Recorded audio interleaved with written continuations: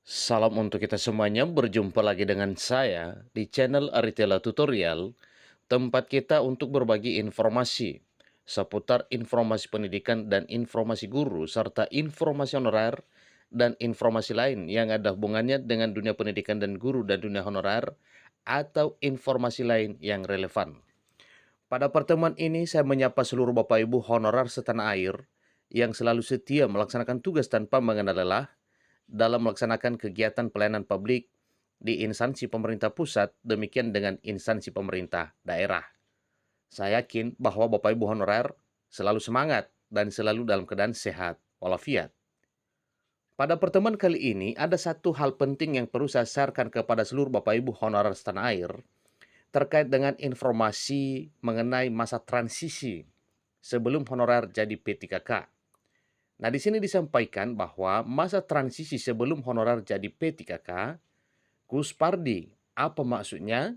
Sebagaimana kita ketahui bahwa Gus Pardi adalah salah seorang dari Komisi 2 DPR RI, mempertanyakan hal ini. Bapak Ibu, terkait dengan informasi ini, tentunya kita penasaran kira-kira bagaimana dan apa itu masa transisi sebelum honorer jadi P3K. Seterusnya, sesuai dengan pertanyaan anggota Komisi 2 DPR RI Gus Pardigaus, apa maksudnya? Tentunya ada penjelasannya pada informasi berikut. Mari Bapak Ibu kita simak informasinya sampai selesai. Dan bagi Bapak Ibu yang sedang menonton, demikian dengan Bapak Ibu yang mungkin baru menemukan informasi melalui channel ini, dukung channel ini dengan cara like dan subscribe, share, dan komen, serta nyalakan tombol notifikasinya supaya semua informasi yang disalurkan melalui channel ini selalu update di layar Bapak Ibu. Tanpa basa-basi lagi, langsung pada informasinya. CPNN.com Jakarta memuat satu informasi penting terkait dengan nasib para honorer.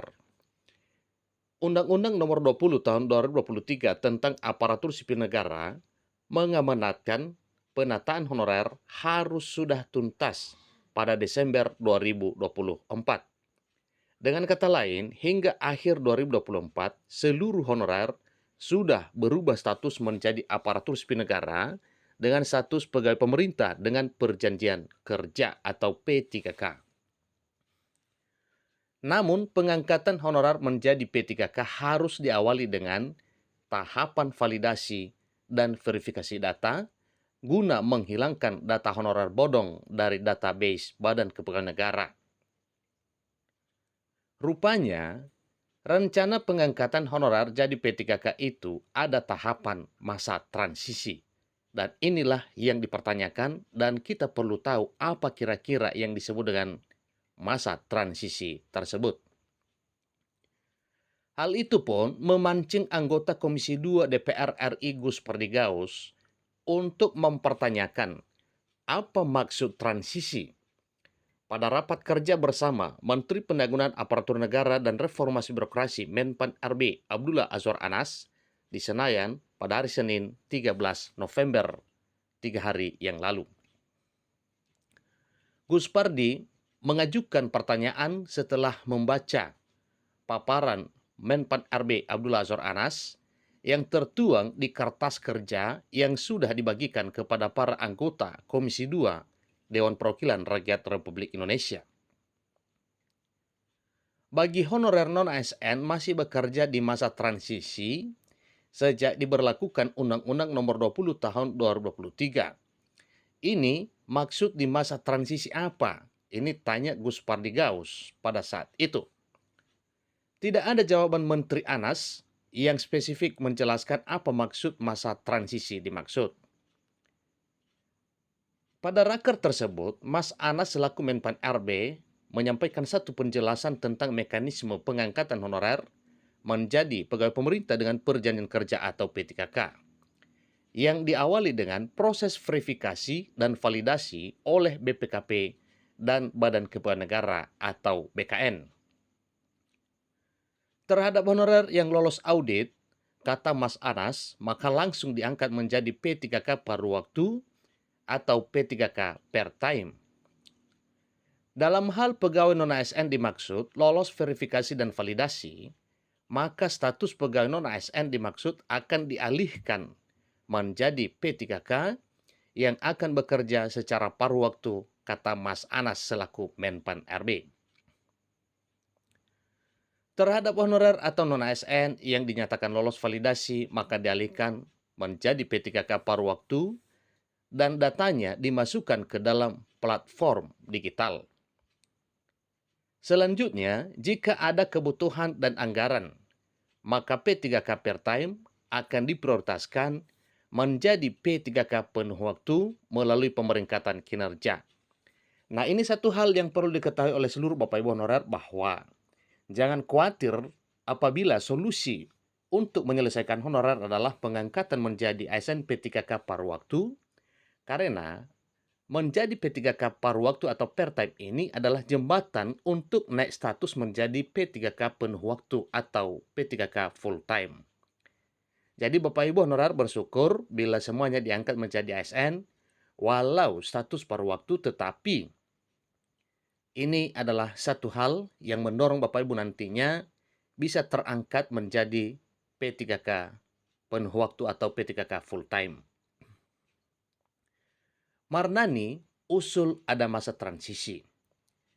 Nah, kemungkinan yang dimaksud masa transisi ialah masa ketika para honorer tidak langsung diangkat menjadi P3K karena memerlukan waktu yang tidak singkat untuk proses audit data honorer.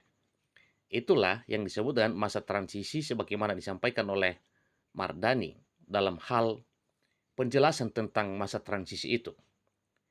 Mardani Alisera pernah mengusulkan perlunya masa transisi begitu Undang-Undang Aparatur Sipil Negara 2023 mulai berlaku. Anggota fraksi PKS Komisi 2 DPR RI itu menilai perlunya penerapan kebijakan transisi. Penting diberlakukannya beberapa kebijakan transisi agar penataannya dapat berjalan dengan efektif sehingga nasib tenaga honorer semakin terjamin. Ini kata Mardani Alisera dalam keterangannya pada Parlamentaria pada hari Kamis 9 November beberapa waktu yang lalu.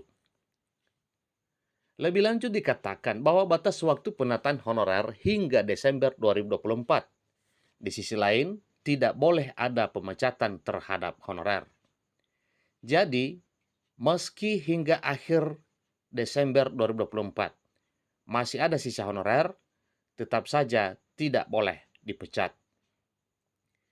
Terlebih lagi, jika honorer tersebut merupakan honorer asli yang sudah cukup lama mengabdi, tetapi tidak terdata di database BKN.